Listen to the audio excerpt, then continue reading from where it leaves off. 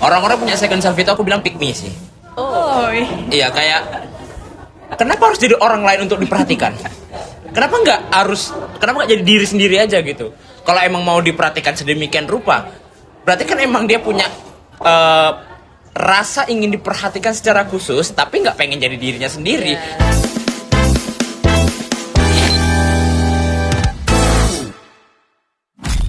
Welcome to GG Ngobrol. Selamat datang di Gaming Gathering, podcast yang tidak sekedar bicara soal game, tetapi menyelami apa yang sesungguhnya terjadi di balik layar. Ketika jutaan orang memilih masuk ke dunia virtual, namun memilih untuk menjadi siapapun yang mereka inginkan. Saya Ahmad Riyandi Manulang dengan NIM 2403066 dari program studi peternakan yang akan membawakan pendahuluan, kesimpulan, outro, dan editing. Dan teman saya di sini, Saya Stefani Marpaung dengan NIM 240200034 dari program studi Ilmu Hukum bersama rekan saya. Saya Hana Sajid Sregar dengan NIM 240200351 Prodi Ilmu Hukum. Kami sebagai pewawancara. dan teman saya di sini, Saya Navena Wanarapane dengan NIM 240200285. Saya dari Prodi Ilmu Hukum. Saya akan menjadi pemantik untuk diskusi kita nanti. oke. Saya sendiri Raya Mamanalu dengan NIM 240306056 dari program studi peternakan. Di sini saya akan menjelaskan sedikit mengenai landasan teori. Nah, topik kita pada hari ini yaitu pembentukan identitas daring, atau dalam bahasa yang lebih sederhana, kamu yang sebenarnya itu yang di dunia nyata atau yang di dalam game. Nah, sebelum kita mulai, izinkan saya lempar 3 pertanyaan besar yang akan menghantui kita sepanjang episode ini. Pertama, bagaimana seseorang membangun identitasnya di dunia daring? Apakah itu disadari atau terjadi begitu saja? Kedua, apa peran anonimitas? Ketika kamu bisa menjadi siapa saja, apakah kamu jadi lebih jujur atau justru lebih palsu? Itu. Dan ketiga, apakah platform seperti Mobile Legends sekedar arena hiburan ataukah ia adalah laboratorium sosial raksasa yang sedang membentuk kita tanpa kita sadari? Setelah episode ini, kalian diharapkan bisa memahami konsep dramaturgi government, self-presentation, dan identitas sosial, bukan sebagai hafalan ujian, tapi sebagai kacamata untuk melihat kehidupan digital kalian sendiri. Mari kita mulai. Teori dramaturgi dan Erving Goffman, yaitu memandang kehidupan sosial sebagai pertunjukan teater, yang dimana individu berperan sebagai aktor yang menampilkan citra dirinya sendiri, baik di depan audiens dan pemain lain. Di dalam game online, baik itu Mobile Legends, Free Fire maupun PUBG, pemain menampilkan identitas dirinya melalui foto profil akun yang dipunyai oleh audiens sendiri, dan rank terbaik mereka, dan juga cara bermain mereka ke audiens lain. Lalu, skin hero yang mereka punya. Nah, dalam teori ini, konsepnya ada 2, yaitu konsep front stage dan juga konsep backstage. Konsep front stage sendiri adalah terlihat ketika pemain berusaha menampilkan dirinya sendiri sebagai pemain profesional, kuat, dan berpengalaman di hadapan audiens dan pemain lain. Sementara itu, konsep backstage sendiri adalah sisi pribadi pemain yang tidak terlihat di audiens dan pemain lain. Mulai dari mereka berekspresi, mulai mereka emosional mereka, dan rasa frustasi mereka, atau kemampuan sebenarnya yang mungkin mereka punya tetapi tidak ditampilkan langsung di depan audiens atau pemain lain. Nah, dengan demikian, game online menjadi ruang sosial tempat pemain mengatur penampilan diri sendiri dan reputasi diri sendiri di hadapan audiens lain. Selanjutnya ada konsep self-presentation. Nah, yang dimana di dalam game online termasuk Mobile Legends sendiri, pemain sering memilih username menarik untuk mereka sendiri di dalam akun game mereka. Yang kedua itu menggunakan skin yang eksklusif, meningkatkan rank serta menjaga win rate mereka untuk membangun citra tertentu di depan pemain lain. Tindakan tersebut dilakukan agar pemain memperoleh pengakuan, penghargaan, dan status sosial dalam komunitas game mereka. Tidak sedikit pemain yang dianggap lebih hebat hanya karena memiliki skin langka dan juga rank tertinggi mereka. Hal ini menunjukkan bahwasanya identitas daring dalam game tidak hanya dibentuk oleh kemampuan bermain, tetapi juga simbol-simbol virtual yang dimiliki oleh pemain sendiri. Nah, user yang menarik dan juga menggunakan skin yang eksklusif dan juga meningkatkan rank serta menjaga win rate untuk membangun citra tertentu. Nah, ini pemain dari diri sendiri, pemain itu melakukan hal tersebut agar mereka dapat terlihat menarik di hadapan pemain-pemain lain. Walaupun mereka tidak pandai dalam permainan game Mobile Legends dan tidak pro dalam permainan ini, mereka sengaja menggunakan skin dan juga username mereka untuk menarik pemain-pemain lain agar mereka di depan pemain lain dianggap sebagai pro player dalam bermain game. Selanjutnya ada identitas sosial. Nah, yang di sini adalah pembentukan identitas secara daring dalam game online atau lebih spesifiknya adalah game Mobile Legends yang berkaitan dengan konsep identitas sosial yang dikemukakan oleh Hendrik Tajfel. Teori ini menjelaskan bahwa identitas individu terbentuk melalui keanggotaan dan juga kelompok sosial tertentu. Dalam game online, pemain sering membentuk identitas berdasarkan squad, guild, maupun role hero dan juga maupun komunitas e-sport yang dimiliki e-sport yang diikuti para pemain. Keanggotaan dalam kelompok tersebut menciptakan rasa memiliki rasa solidaritas yang kuat antara pemain. Misalnya, pemain yang memiliki skuad kompetitif akan merasa memiliki identitas sebagai pemain serius atau atlet e-sport sehingga dapat mendorong untuk menjaga performa dan kerjasama antara pemain satu dengan yang lainnya. Yaitu ada anonimitas dan pseudonimitas, yaitu penggunaan anonim dan pseudonim dalam game online dapat mempengaruhi pembentukan identitas daring pada setiap pemain. Sebagian besar pemain menggunakan nickname atau identitas samaran yang berguna untuk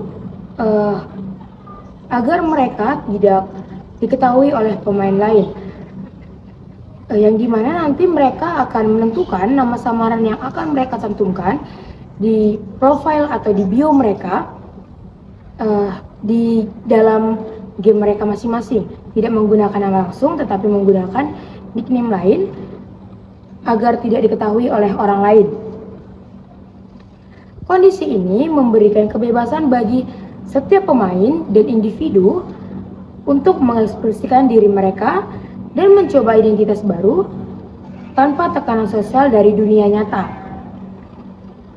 Namun, anonimitas juga dapat memunculkan suatu perilaku yang negatif seperti dapat terjadi di game online itu, dan seperti yang sudah kita ketahui banyak toksik, banyak penghinaan dan juga trust talk.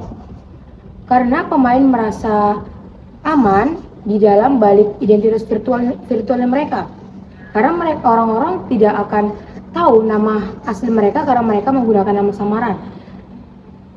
Oleh karena itu, identitas daring dalam game online tidak hanya menjadi sarana ekspresi pada diri sendiri, tapi juga mencerminkan dinamika sosial yang akan terbentuk melalui interaksi digital antara pemain satu sama yang lain.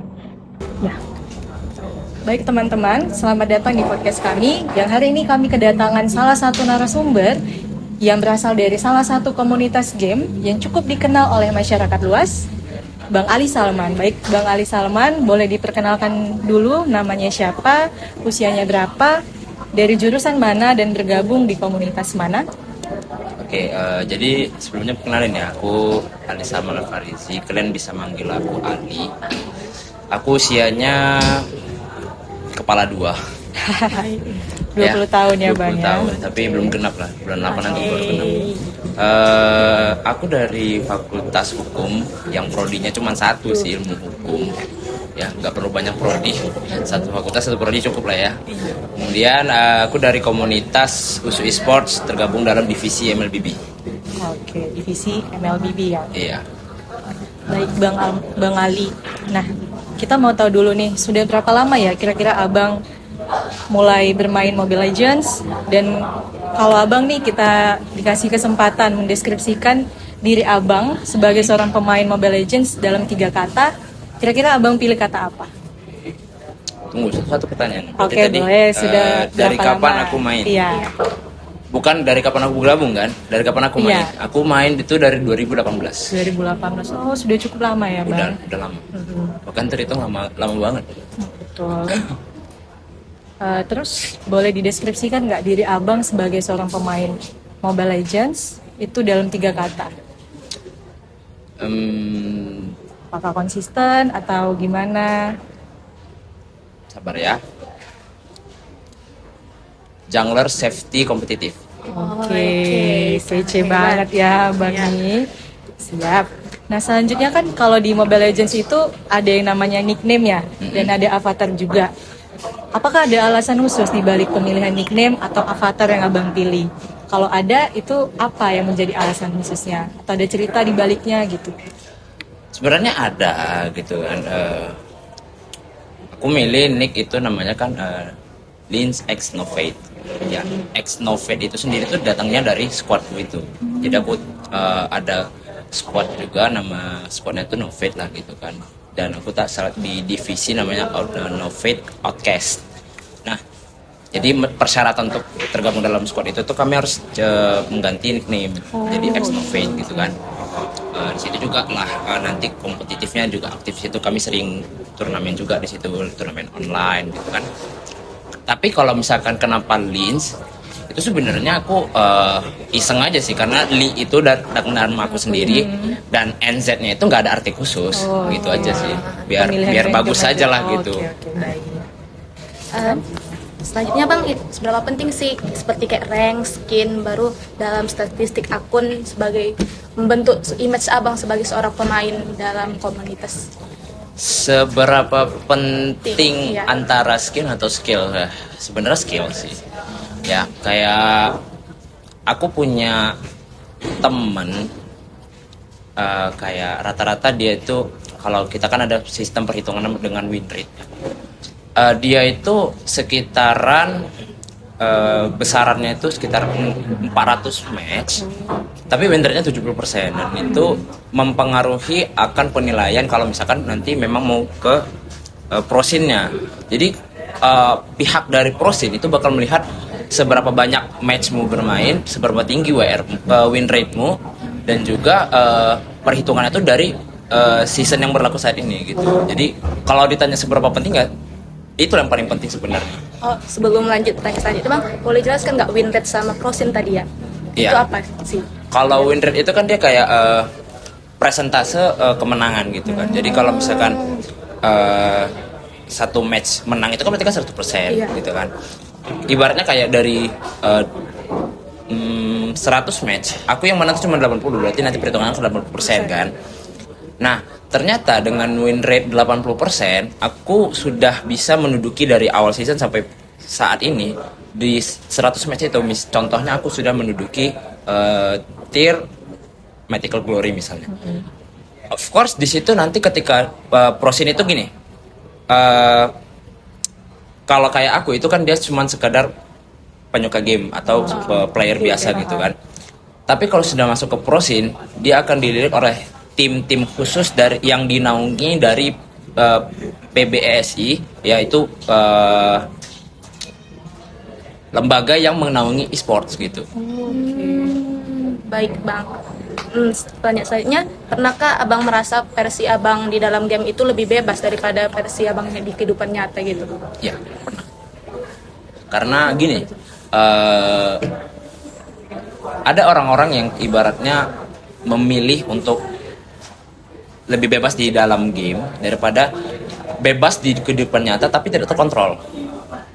Dalam artian dia tahu kapasitasnya kalau dia bebas di kehidupan nyata tuh akan lebih sulit untuk mengontrol dirinya sendiri daripada dalam game. Jadi lebih memilih untuk bebas dalam game tapi dengan kapasitas yang masih bisa dikontrol daripada dia bebas di dalam di kehidupan nyata tapi dia nggak tahu akan sejauh mana dia bebas itu sendiri gitu.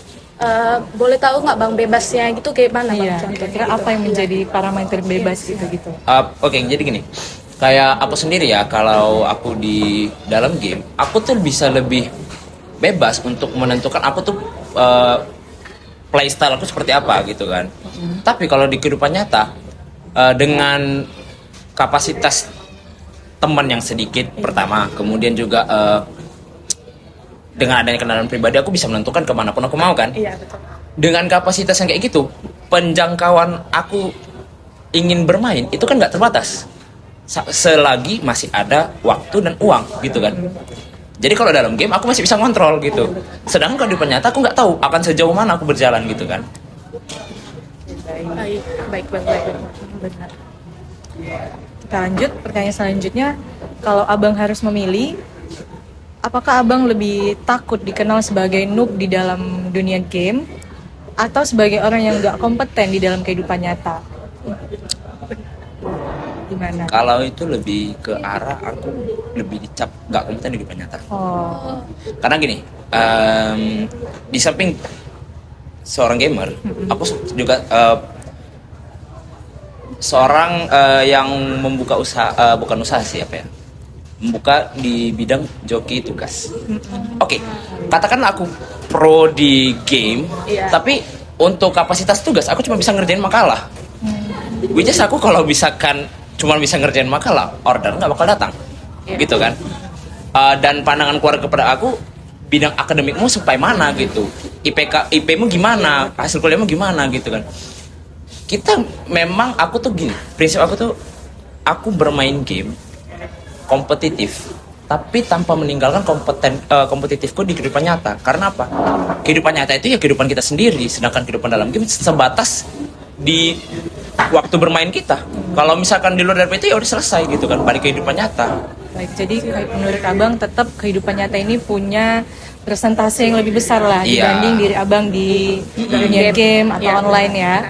Baik, abang.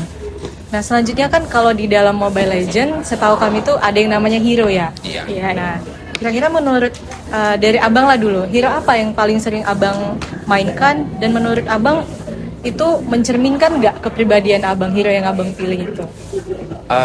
Oke, kalau dari segi pemilihan hero ya, sebenarnya kalau untuk season ini kan karena memang adanya meta, kayak suatu hal yang lebih oke untuk digunakan pada kondisi saat ini gitu kan. Itu disebut meta, pemahamanku seperti itu. Jadi untuk meta saat ini aku tuh ada satu hero yang memang aku spam berkali-kali gitu kan. Dengan pertanyaan apakah itu mencerminkan diriku sendiri? Iya, karena playstyleku tadi kan kayak bilang safety dan juga kompetitif. Dan untuk saat ini pemilihan hero itu menurut aku dia bisa safety, bisa juga secara brutal gitu kan. Jadi ketika memang aku memilih untuk safety, ternyata aku didesak, aku bisa kembalikan keadaan dengan brutal. Aku rasa gitu sih. Hero apa sih bang itu? Suyo. Suyo. Itu meta sekarang ya bang. Iya, itu yang di meta sekarang karena juga melihat dari prosin turnamen besar di Indonesia juga makanya itu. Oke. Kalau mengenai apakah ada hero yang sebenarnya abang pengen mainkan nih hero-nya, tapi abang nggak merasa cocok dengan persona abang sebagai pemain gitu. Ada nggak hero-nya yang kayak gitu? Ada. Aku dari dulu tuh kepengen main Fanny. Fun. Cuman entah kenapa meskipun aku udah nge-spam main di training gitu kan sebulan 2 bulan tuh tetap aja nggak bisa. Jadi aku memutuskan untuk udahlah, berarti aku memang nggak bisa main Fanny. Oh ya. iya nggak cocok betul. Jadi bang beranjak dari situ pernahkah abang itu kayak sengaja membangun pesona tertentu kayak seperti abang pengen terlihat pro atau sebagainya? Kalau dari segi hero nggak pernah sih sebenarnya ya. Kayak mau ada orang-orang tertentu yang nge-spam hero tertentu sampai global gitu kan, itu aku nggak yang kayak gitu. Aku lebih bangun image aku sebagai jungler yang fleksibel. Jadi daripada aku nge-spam di pro satu hero, lebih baik aku ya pro di role tertentu daripada di satu hero itu aja. Baik bang. Oke. Baik, selanjutnya kan di dalam dunia game ini seperti yang abang bilang tadi itu kita akan berinteraksi dengan banyak orang yang bahkan pernah kita ketemu atau bahkan yang nggak pernah kita temui. Nah selanjutnya kami mau tahu nih, pernah nggak abang bertemu dengan seseorang yang di dalam game yang betul-betul mengubah cara abang melihat diri abang, baik itu sebagai seorang pemain atau sebagai manusia? Mungkin lebih ringkasnya, sebelum abang ketemu dengan pemain ini, abang berpikir kalau diri abang tuh yang seperti ini. Nah setelah ketemu dengan pemain ini, wah ternyata aku orangnya begini gitu. Apakah pernah mengalami yang seperti itu bang? Oh pernah. Pernah ya. Dan itu abang kelasku sendiri gitu. Jadi waktu itu tahun 2019 kalau nggak salah aku, Tanta 2018. Jadi waktu itu aku tuh ibaratnya masih baru main, terus dibilang dia gini, kayaknya kau lebih cocok ini dah main di role ini daripada di sini katanya. Dan dari situ aku nyadar kalau memang dari segi playstyleku, dari pribadiku yang kayaknya harus safety dulu dan ngambil objektif. Dengan dia bilang kayak gitu, aku merubah cara bermainku dan berhasil gitu jadinya. Berarti tetap interaksi itu juga ternyata walaupun di dunia virtual juga mempengaruhi ya. Mempengaruhi. Kalau diri abang nih sebagai seorang pribadi abang nih, itu kan tadi sebagai skill abang di game mungkin. Nah kalau diri abang sebagai seorang manusia nih, sebagai seorang yang di dunia nyata, apakah pernah abang menyadari ternyata saya ini punya sifat yang begini? Awalnya saya pikir saya orangnya nggak keras kepala. Ternyata setelah sering main game atau segala macam, wah ternyata aku cukup keras kepala. Pernah nggak mengalami pengalaman yang seperti itu gitu? Kalau dibilang pernah, sebenarnya hampir nggak pernah. Tapi gini, ada satu momen yang aku pikir berkaitan. Jadi kayak waktu itu aku begadang sampai sekitar jam 3 pagi. Karena itu juga lagi kompe kan, lagi kompetitif. Terus temanku nyolot, jangan maksa kali kata dia kan, jangan maksa kali, udah lepas aja, jangan maksa gitu. Kayak di situ besok paginya kayak aku kayaknya kalimat dia tadi malam itu kayak sesuatu yang kena di diri aku secara pribadi, bukan diri aku sebagai gamer ya, tapi diri aku sebagai seorang insan gitu kan. Kayak aku tuh sering memaksakan beberapa keadaan yang aku tuh sebenarnya bisa lepas aja gitu keadaannya daripada aku harus maksain gitu. Aku rasa gitu sih. Iya, baik. Baik, jadinya identitas daring itu benar-benar mempengaruhi kehidupan abang dalam sehari-harinya. Kalau dibilang iya, karena ML itu sendiri udah salah satu bagian dari hidup aku juga gitu. Karena kayak tadi aku udah 8 tahun berkecimpung di game itu sendiri kan. Jadi kayak identik aku tuh ya dengan ML gitu. Jadi seberapa jauh sih bang menurut abang perbedaan abang dulu sebelum berkecimpung sama saat ini setelah berkecimpung? Pakai progresnya. Kalau bisa aku bilang aku tuh dulu orangnya penakut. Ya jadi setelah terjun ke ML gitu kan, ya meskipun dengan segala dinamikanya juga gitu kan, tapi aku merasa aku tuh jauh lebih bisa mengekspresikan diri aku sendiri ketika berkecimpung di dunia game itu sendiri gitu. Jadinya kayak bukan, sebenarnya banyak hal yang negatif, memang aku akui itu sendiri, game itu memang banyak hal negatif, tapi kalau lihat dari sisi positif tetap ada gitu. Jadi kita nggak bisa ngelepasin fakta kalau game itu mendatangkan hal positif. Baik bang, bisa nggak jelaskan apa sih dampak-dampaknya tadi kayak negatif dan positifnya terhadap orang yang ikut komunitas ML itu? Kalau dari komunitasnya ya? Iya, dari komunitas. Dari komunitasnya sendiri kalau negatifnya itu salah satunya bisa ngerusak hubungan ada yang aku masuk gini hubungan sesama manusia ya, bukan hubungan tertentu. Dalam artian gini, kayak ini kan komunitas besar. Iya benar. Terus nanti ada info main dong bareng gitu kan. Terus masuk. Rupanya kayak gak sesuai ekspektasi kita gameplaynya gitu, atau dia kayak wah ini gak bagus mainnya. Jadinya kan kayak pas jumpa langsung kayak awkward, jadinya kayak kaku gitu. Ini beban banget nih semalam nih, ngapain lagi jumpa di sini gitu jadinya. Ternyata bisa kebawa ke real life Bisa, juga, ya? karena rata-rata memang orang yang main ML khususnya itu kan kompetitif semua. Apalagi di tier tinggi gitu kan. Jadi kayak jumpa sama yang maaf cakapnya agak dungu gitu kan. Kayak malas aja jadinya. Apalagi ngeliatnya pun jadi males gitu. Kecuali memang udah kenal lama, udah tahu oh ini memang agak gimana gitu. Jadinya ya udah nyesuaiin aja. Kalau dalam komunitas itu agak problem sih sebenarnya kalau yang kayak gitu. Tapi kalau misalkan dari positifnya, aku sendiri itu ngelihat ada peluang. Di situ kayak aku bisa bangun pertama relasi ya, tentunya relasi. Kemudian juga aku bisa bangun kepemimpinan dari situ. Karena kayak waktu di dalam acara-acara yang dibawa oleh komunitas, karena aku posisinya sebagai jungler dan notabene-nya kapten di setiap itu jungler. Nah, jadi membangun kepemimpinan yang aku maksud itu karena posisi kapten yang diberikan kepada aku gitu. Itu kan dari dampak dari komunitasnya kan bang. Kalau dampak terasa di kehidupan sehari-hari ada nggak?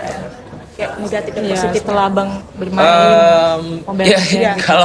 Kalau itu jadinya ya jumpa dimanapun jadinya awkward kan. Iya betul. Mau jumpa di komunitas, mau jumpa di kampus, apalagi kalau misalkan sefakultas sekelas, jadinya awkward kan.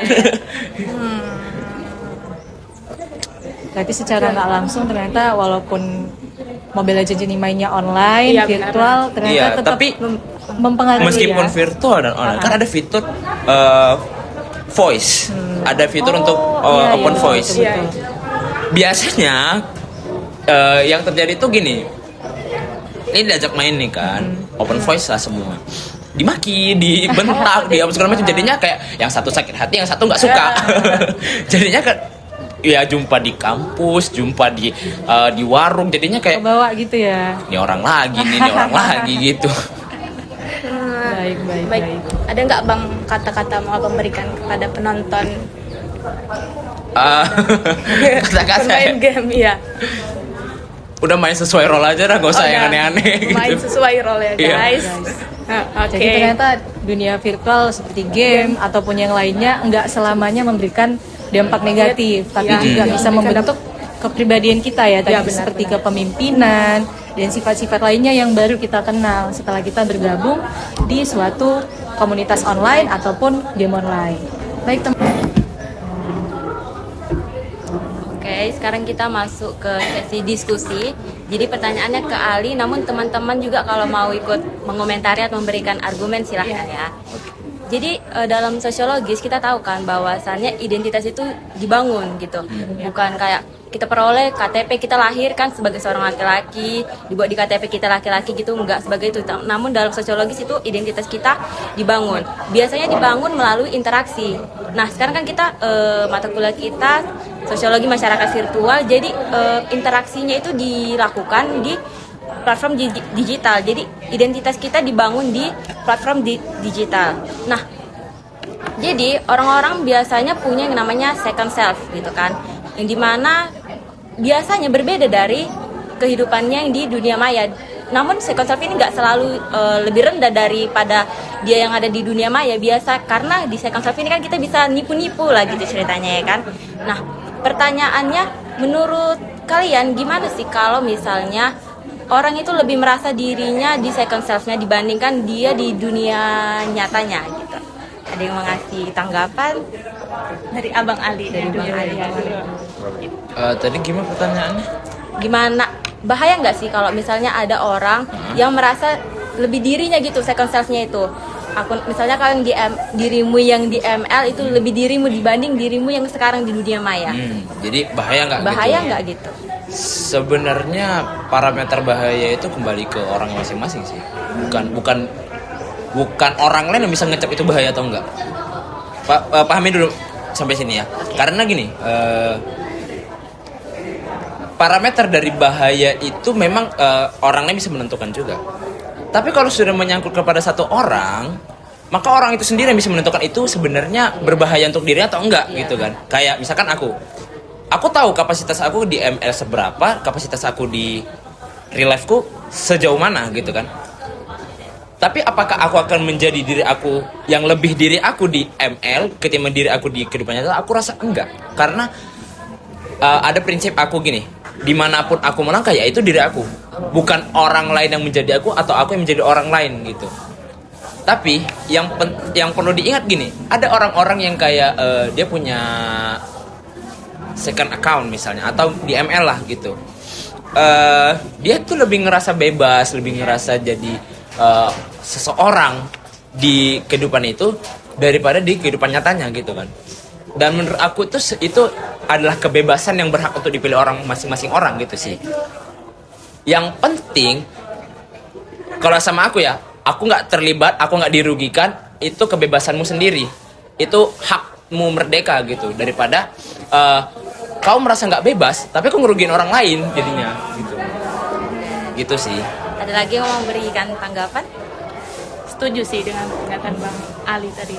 Kita harus punya batasan ya terhadap.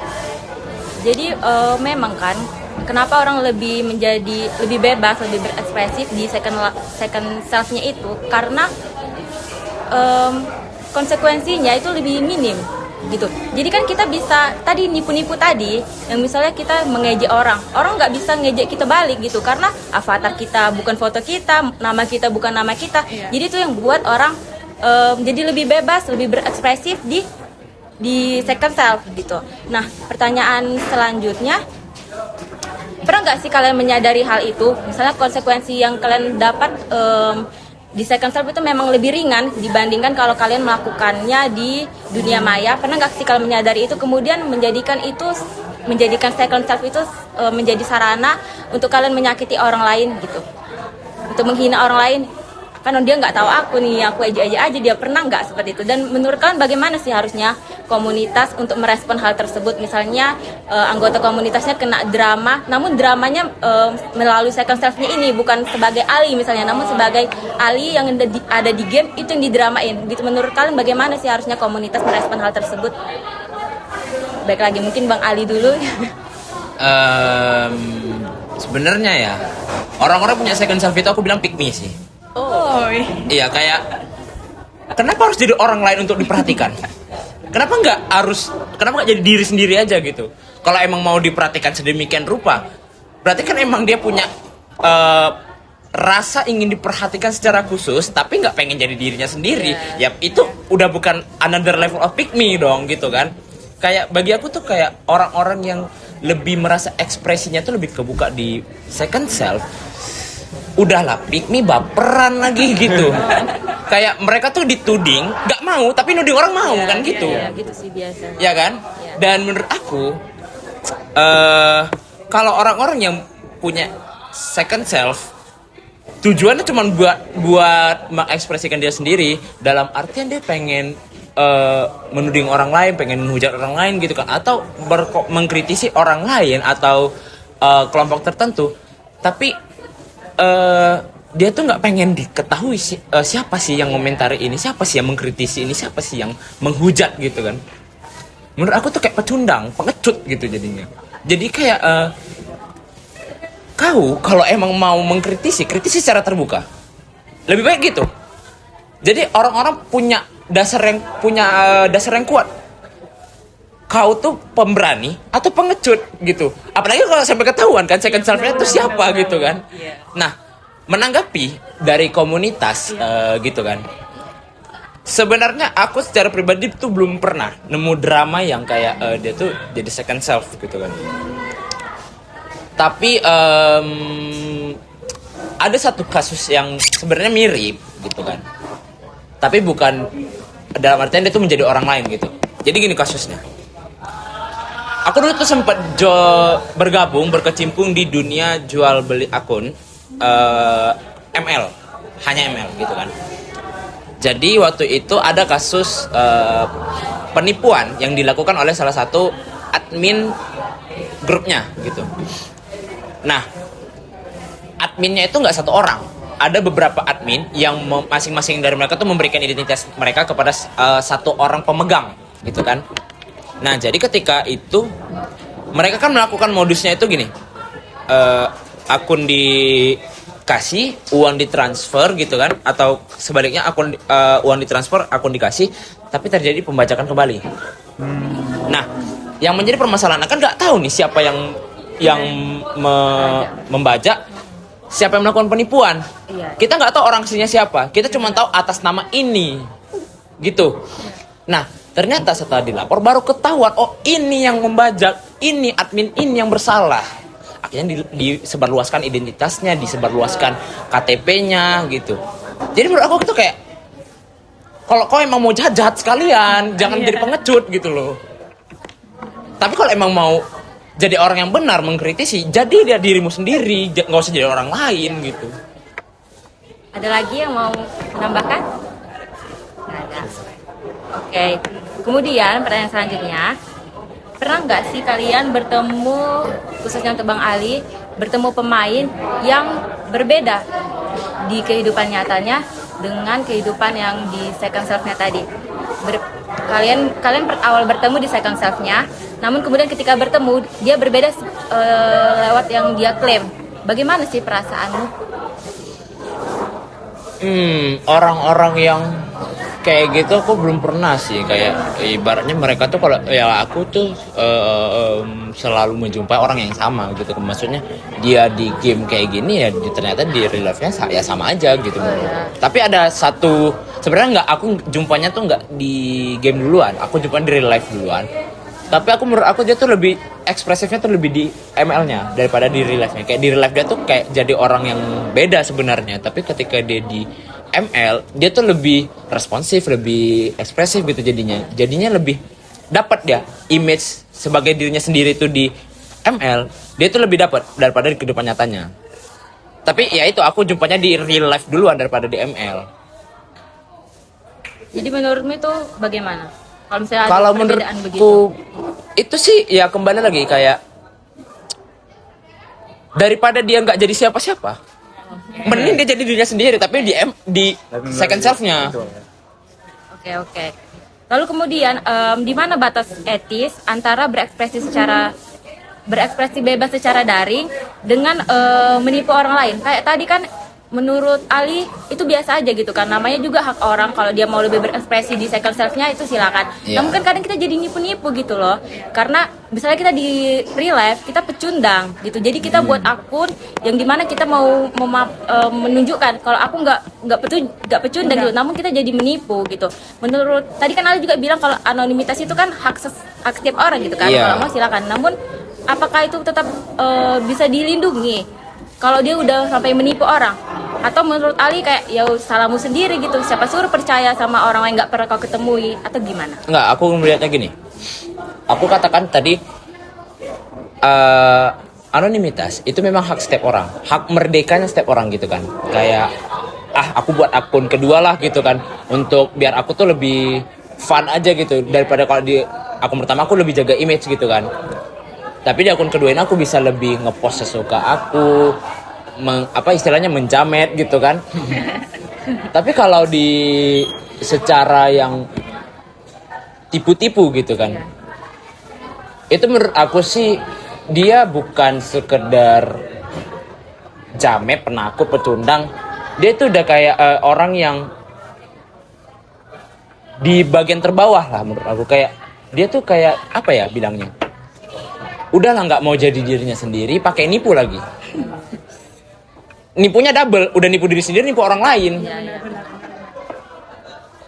Ada lagi pendapat yang lain? Karena kan juga kita sering kan lihat orang pacaran virtual. Dia klaimnya tingginya misalnya 179 cm. Ternyata berpengalaman ya, ketawa-ketawa. Ternyata cuma 156 cm kayak gitu. Itu menurut kalian kejahatan nggak sih? Atau kayak kalian sendiri yang salah kenapa percaya? Itu sih poinnya. Sebenarnya bukan kejahatan yang kriminal, tapi kayak menghancurkan ekspektasi orang lain itu kayaknya jahat sih. Tapi aku punya teman yang kayak gitu. Tapi dia nggak menipu. Aku kadang suka dengerin cerita gitu dari teman-temanku soal dia gitu kan, kayak mereka tuh berantem karena ini. Aku kayak ngapain gitu kan, kalian tuh udah pacaran virtual, gak pernah ketemu, pakai drama. Ngapain gitu kan, buang-buang waktu gitu. Tapi kalau menurut aku orang-orang yang menipu gitu kan, misalkan dia foto tapi matanya aja gitu kan, jadi kayaknya ganteng, rupa pas jumpa aslinya dia begini rupanya. Menurut aku tuh sesuatu yang jahat secara norma, bukan secara peraturan. Kalau secara norma menurut aku tuh lebih jahat sih daripada kayak dia melanggar peraturan gitu kan. Kayak orang udah berekspektasi tinggi, orang udah percaya sama, bahkan berani menjalin hubungan. Itu bukan sesuatu yang mudah gitu kan, itu sesuatu harus diputuskan lewat pertimbangan-pertimbangan yang banyak. Tapi ketika dia sudah memberikan keputusan itu, dihancurkan ekspektasinya, itu kayak apa ya bilangnya ya? Kayak damage-nya itu gak ketahan lagi loh gitu. Paham. Ada lagi yang mau ngasih argumen? Cukup itu aja. Aku juga sepakat sih. Maksudnya dia nggak bisa dipidana tapi jahat gitu. Kita kayak kesal tapi kita nggak bisa berbuat apa-apa juga. Namun di situ kita jadi belajar kan bahwa nggak boleh terlalu percaya sama orang-orang yang kita jumpai dari media sosial gitu kan. Apalagi orang-orang yang hanya ngepost misalnya dia win streak, MVP, terus kita jadi jatuh cinta, itu juga konyol sih kalau kita bisa jatuh cinta sama orang yang lewat dari gameplaynya aja gitu kan. Oke, baik, jadi sesi diskusi kita sampai sini aja. Kita akan masuk ke sesi selanjutnya. Berdasarkan hasil podcast yang telah kami lakukan bersama narasumber yaitu Bang Ali Salman, dapat disimpulkan bahwa pengaruh dunia game terhadap dunia nyata merupakan fenomena sosial yang sangat dekat dengan kehidupan masyarakat modern, khususnya generasi muda. Dalam pembahasan podcast tersebut, Bang Ali menjelaskan bahwa game saat ini bukan lagi sekadar hiburan biasa, melainkan sudah menjadi bagian dari gaya hidup dan budaya masyarakat virtual. Melalui perkembangan teknologi dan internet, game mampu menciptakan ruang interaksi sosial yang mempertemukan banyak orang dari berbagai latar belakang tanpa harus bertemu secara langsung. Dalam podcast tersebut juga dijelaskan bahwa dunia game memiliki banyak dampak positif apabila dimanfaatkan dengan baik. Menurut Bang Ali Salman, game dapat melatih kemampuan berpikir cepat, kerjasama tim, strategi, dan komunikasi antar pemain. Selain itu, perkembangan industri game juga membuka peluang besar di bidang ekonomi dan kreativitas, seperti e-sport, live streaming, konten kreator, hingga turnamen game yang kini sudah diakui secara profesional. Banyak anak muda yang mampu menghasilkan prestasi dan pendapatan melalui dunia game apabila ditekuni secara serius dan tetap seimbang dengan kehidupan nyata. Namun, Bang Ali Salman juga menekankan bahwa penggunaan game yang berlebihan dapat memberikan dampak negatif terhadap kehidupan sosial seseorang. Kecanduan game dapat membuat individu kurang berinteraksi dengan lingkungan sekitar, menurunkan produktivitas, bahkan mempengaruhi kesehatan fisik dan mental. Dalam masyarakat virtual, seseorang bisa merasa lebih nyaman berada di dunia online dibandingkan dunia nyata, sehingga hubungan sosial secara langsung dapat berkurang. Oleh karena itu, diperlukan kontrol diri dan pengawasan agar game tetap menjadi hiburan dan sarana pengembangan diri, bukan menjadi penyebab masalah sosial. Dari pembahasan podcast bersama Bang Ali Salman tersebut, dapat dipahami bahwa dunia virtual dan dunia nyata saat ini sering berkaitan erat. Game telah menjadi salah satu bentuk perkembangan teknologi yang membawa perubahan besar dalam cara manusia berinteraksi. berkomunikasi, dan membangun komunitas sosial. Dalam kajian sosiologi masyarakat virtual, fenomena ini menunjukkan bahwa teknologi digital mampu menciptakan budaya baru di tengah masyarakat modern. Dengan demikian, hasil podcast ini memberikan pemahaman bahwa dunia game memiliki dua sisi pengaruh terhadap kehidupan nyata, yaitu sisi positif dan sisi negatif. Semua kembali kepada bagaimana individu menggunakan dan mengontrol dirinya dalam memanfaatkan teknologi tersebut.